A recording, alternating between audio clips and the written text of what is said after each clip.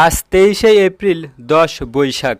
মন থেকেই চাই চাষি ন্যায্য মূল্য পাক, কিন্তু হঠাৎই দাম যায় অতিমাত্রায় কমে। কি আর করবে নূর ইসলামে। তবে আসুন আজকে সবাই মিলে জানি কেমন দাম আর কেমন হয়েছে বনগ্রাম হাটে আমদানি। একজন পাইকারের সাথে কথা বলবো, আজকে বাজারটা কেমন যাচ্ছে? মাথা তো 50 টাকাই যাচ্ছে। 1750 টাকা। 1750। এটা কৃষকদের প্রতিক্রিয়া কেমন লক্ষ্য করতে পারছেন? এরা কৃষকরা তো একটু বেশি পালি খুশি হয়, আর আমরা তো টাকা দিল্লি পারে আর পুঁজি থাকে না, এরকম হয়েছে আর কি।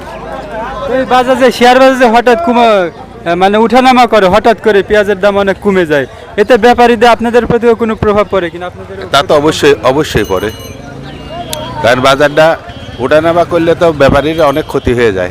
4 মনে হয় পেঁয়াজ হলি প্রতি শতাংশে 3-4 প্রতি শতাংশে। আর এটা 1750 টাকা বিক্রি হলো এই মালটা। কম আজকে বাজার কম, আজকে 7-8 মন। কাকা পেঁয়াজের দাম বলতেছে 17.5-17, এই 17.5 করে কিনতেছে।